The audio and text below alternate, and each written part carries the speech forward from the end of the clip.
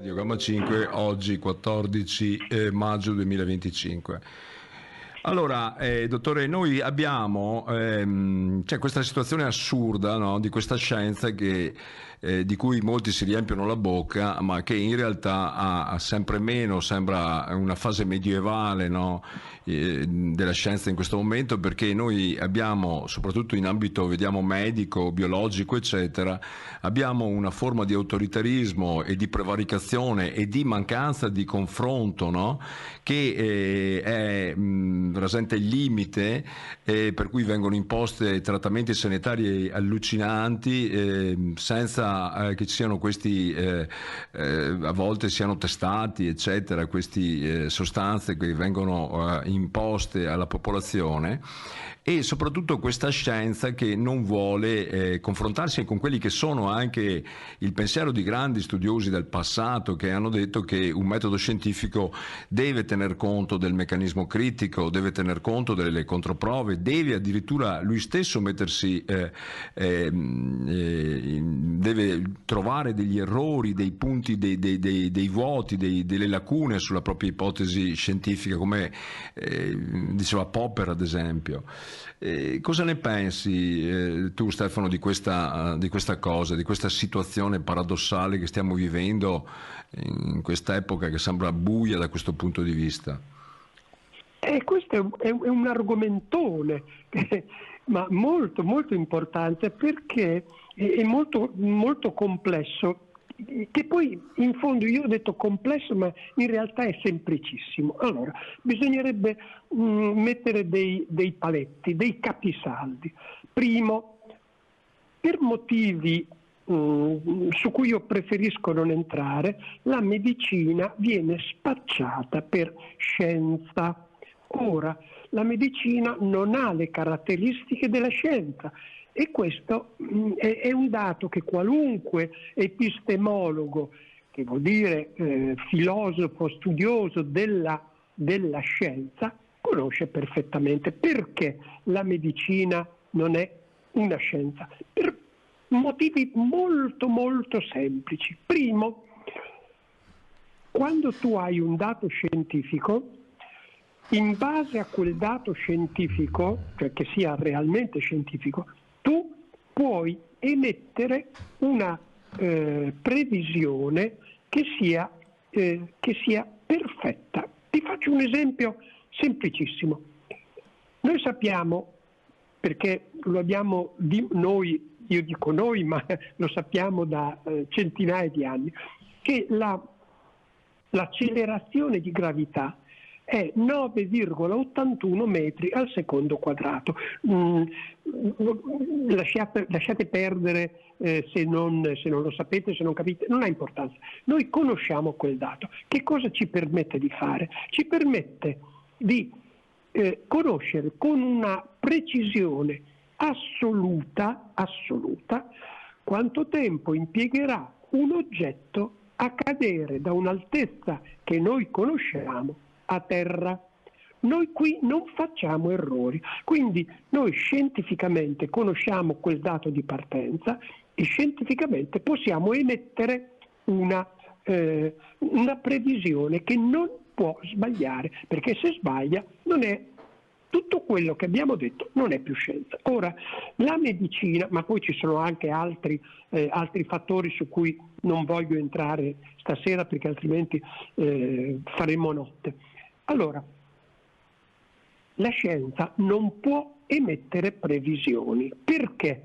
Perché è talmente complessa e lavora su un animale di una complessità enorme, cioè l'Homo sapiens, cioè noi, che è talmente complessa, la complessità è talmente complessa che fa di ogni soggetto una specie di universo a parte.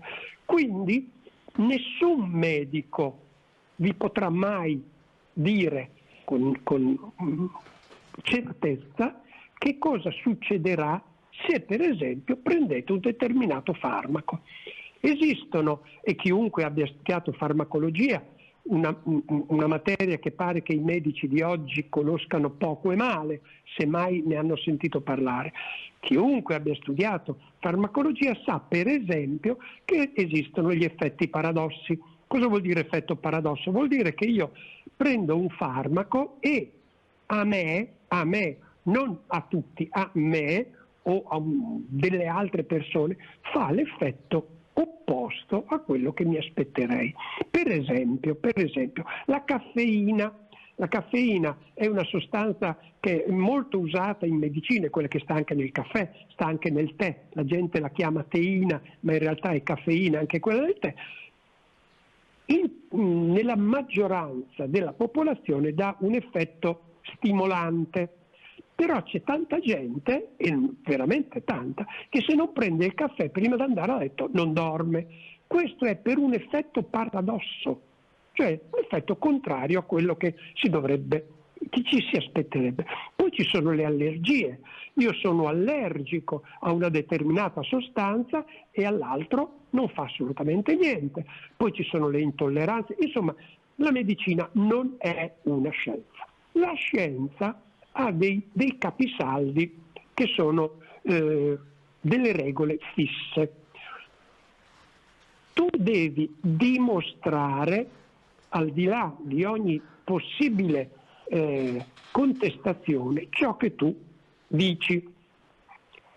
Poi qui c'è qualche cosina da aggiungere. Lo devi dimostrare. Dopodiché tu devi sottoporti a un confronto. Questo sempre, non se ne hai voglia, questo sempre.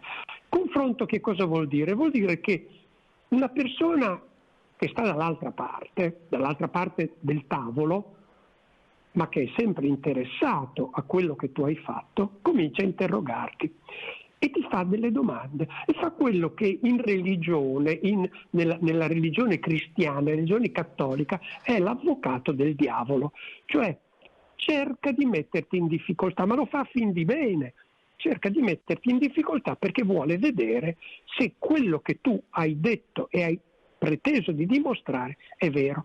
Allora, tu hai tre possibilità. 1. Rispondi a tutte le sue obiezioni. A quel punto, quello che tu hai detto, che tu hai affermato di dimostrare, è vero. 2. Tu non rispondi a nulla. Quindi, quello che tu hai detto te lo sei inventato. 3.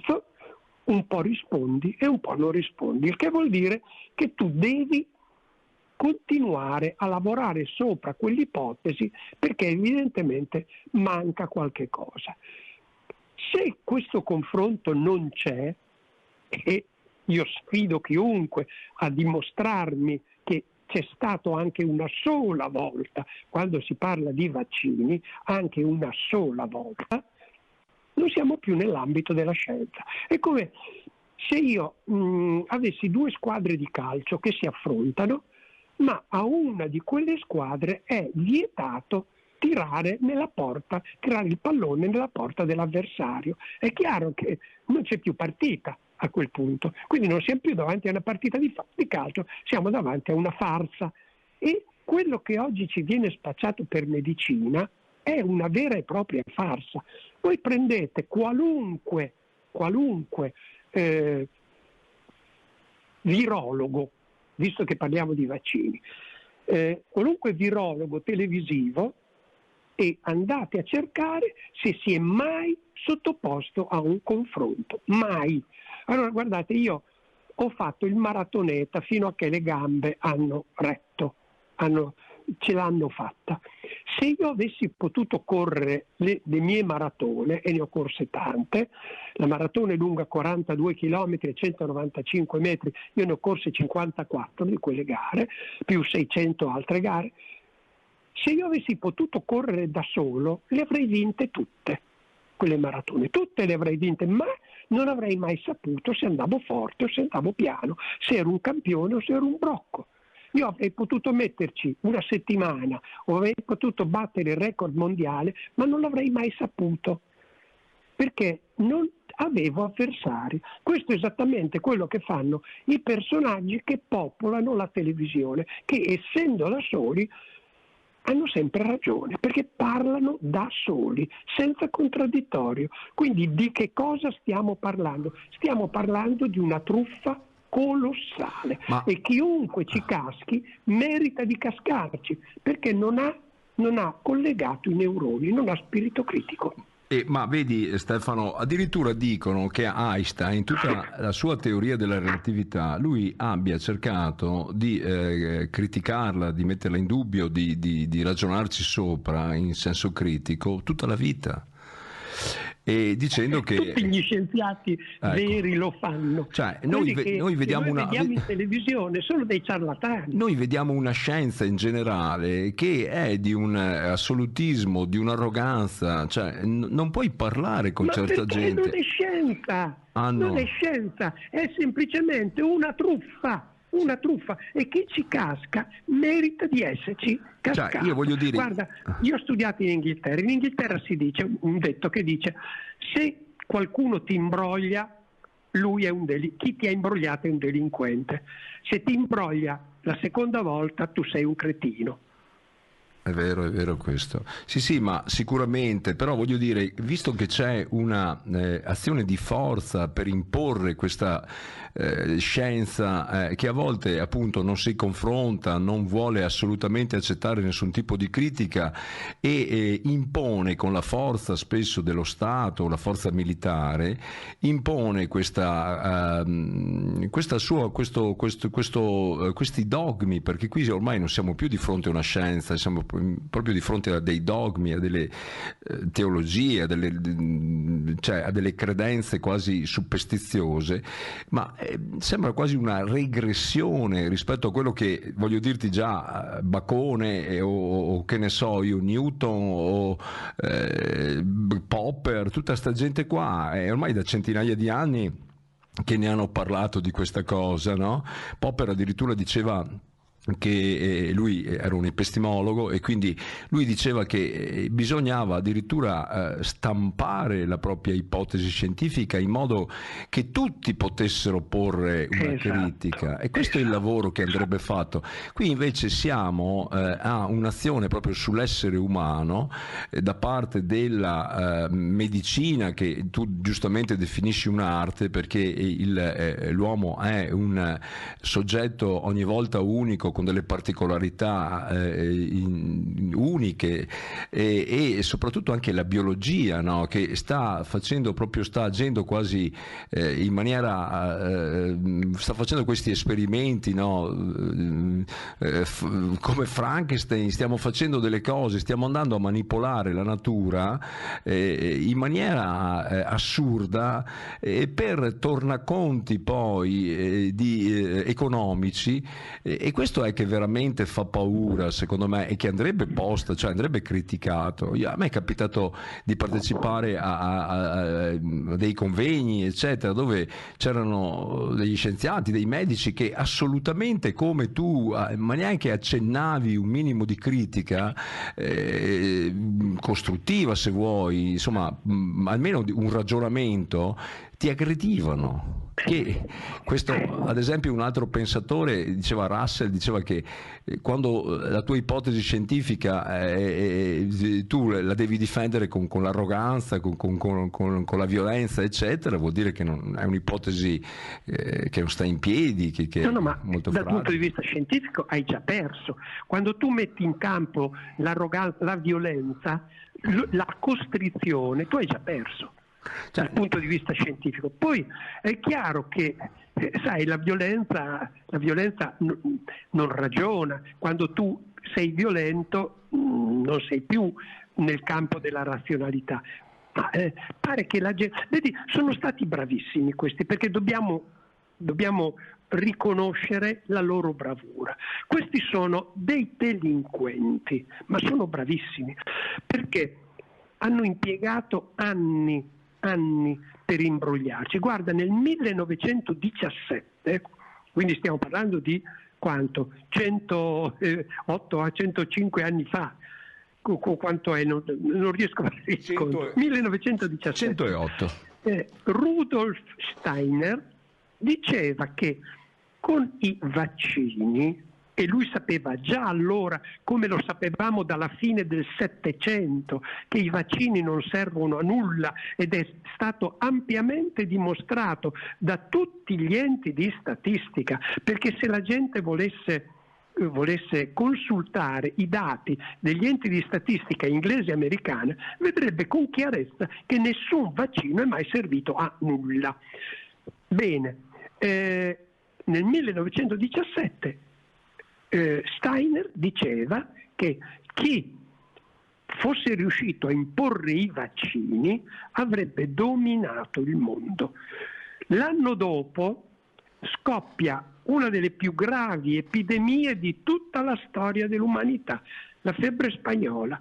Noi non sappiamo nemmeno, in un mondo di 1 miliardo di abitanti, cioè 1/8 di quello che è la popolazione di oggi, non sappiamo nemmeno esattamente quanti siano stati morti. Le stime più prudenti parlano di 60 milioni di morti, altre stime arrivano a 150 milioni di morti, su un errore, non so se voluto o non voluto, di un vaccino, uno dei vaccini del secondo decennio del Novecento. Fu un errore, un vaccino antidifterico sbagliato, fece una strage. Quindi già l'anno dopo, rispetto all'affermazione di Steiner, c'eravamo già. Sfoltimento della popolazione. Vogliamo questo?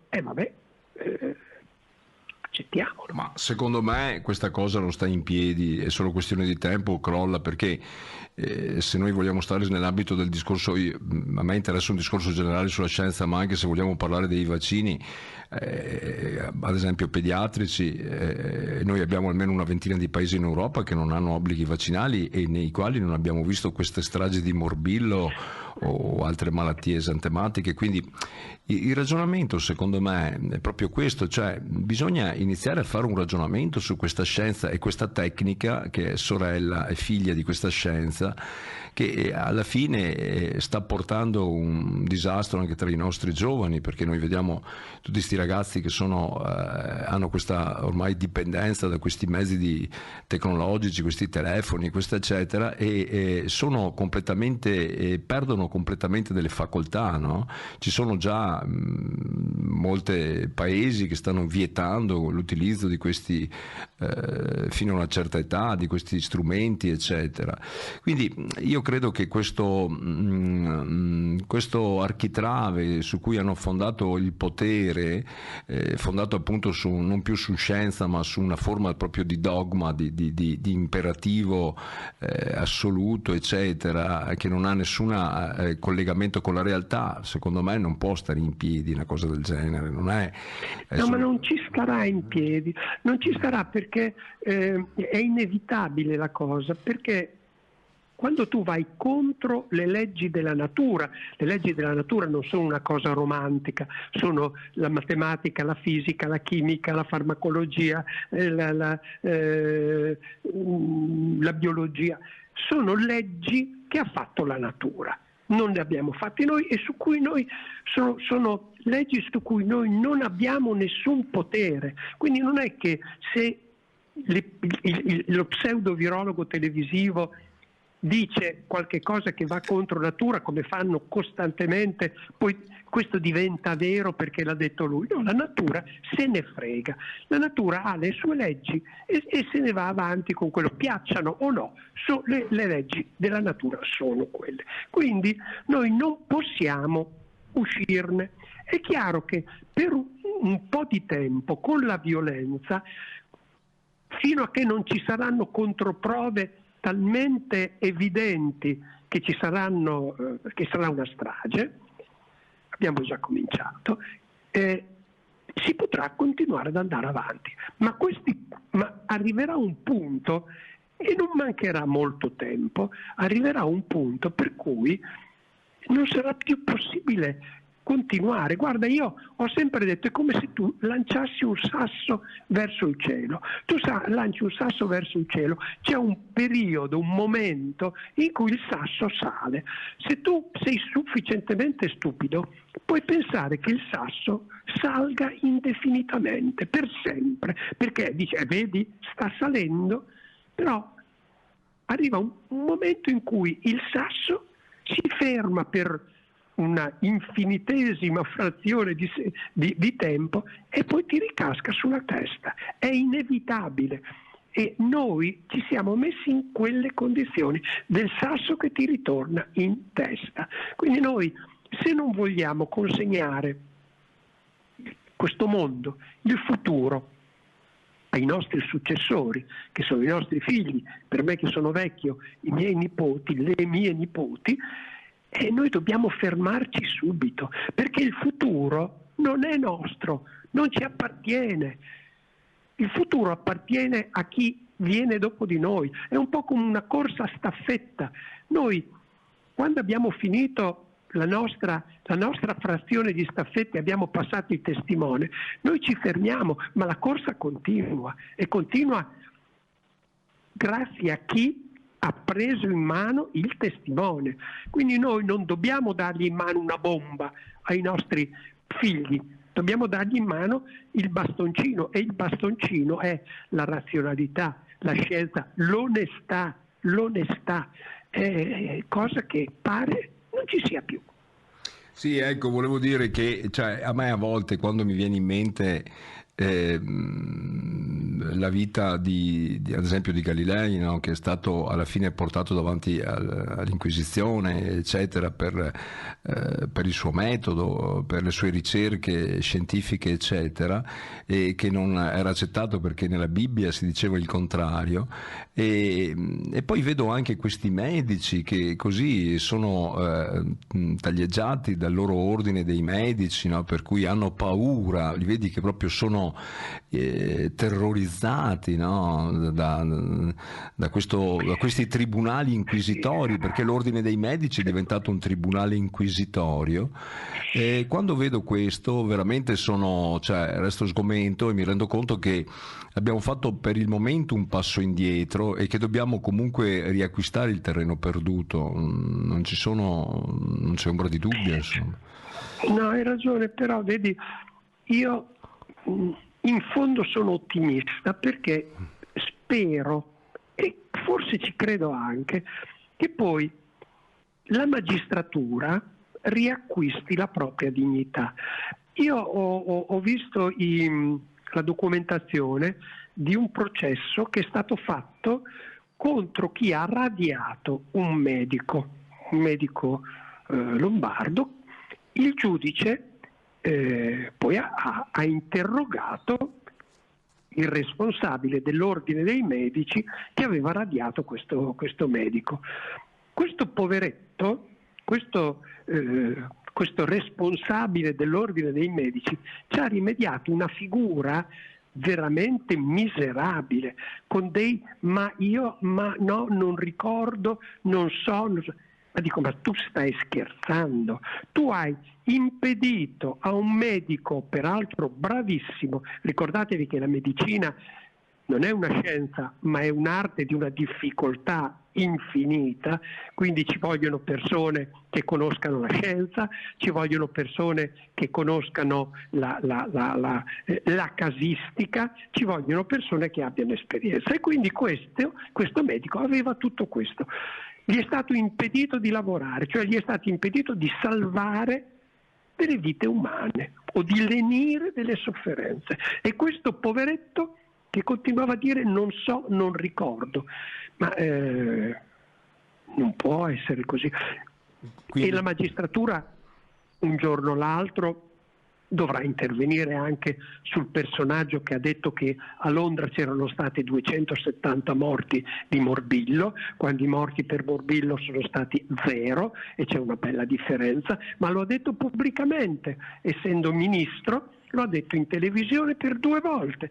L'altro, essendo ancora un gradino sopra al ministro, che dice chi non si vaccina muore e fa morire gli altri, che è una cosa vergognosa, oltre a essere veramente meritevole di attenzione da parte della magistratura, perché esiste un reato che si chiama procurato allarme, su cui io non voglio intervenire perché io non sono un legale, non sono un avvocato, non sono un giudice, però un bel processo giusto, non voglio una condanna, io voglio un processo giusto, ci deve essere. Quindi, ma la Lorenzin non è mai stata denunciata poi alla fine, non si sa? Per quello che aveva. Non lo so, ma vedi, purtroppo oggi in Italia la giustizia è in una grossa crisi di identità, non sa più che cos'è. A me è capitato di parlare in privato con un giudice che mi ha detto: io tutte queste cose le so, ma non ho il coraggio. Dicono che chiaramente. sia stato dopo l'attentato di Falcone e Borsellino che la magistratura ha cambiato rotta. Quello sicuramente ha inciso, quello ha inciso. Va bene, sappiamo che hai fretta e che devi andare perché hai un altro appuntamento. Noi ti ringraziamo, ringraziamo il dottor Montanari sempre per la sua attenzione a questi temi così caldi, importanti, perché sono i temi del futuro. Noi abbiamo bisogno di un ragionamento chiaro sulla scienza, non possiamo più accettare solo un'imposizione forzata, violenta, arrogante, perché non è possibile, insomma. Ecco, lasciami aggiungere una sola cosa prima di andarmene, che si faccia il referendum è assolutamente indispensabile. Il referendum non vuole dire che si vuole cancellare la legge, vuole dire semplicemente che chi vuole farsi la punturina se la fa, chi non se la vuole fare non se la fa, come da legge. È la legge questa, però purtroppo la legge oggi è diventata semplicemente una voce di vocabolario e basta. Quindi chi non firma perché questo referendum si possa celebrare, semplicemente o è pigro o non si rende conto di quello che sta facendo o ha paura che saltino fuori alcuni atti non propriamente corretti dal punto di vista sia legale sia soprattutto morale. E qui vi saluto tutti. Grazie, ringraziamo il dottor Montanari e buona serata. Grazie. Ciao a tutti. Ciao. Grazie, ciao Stefano.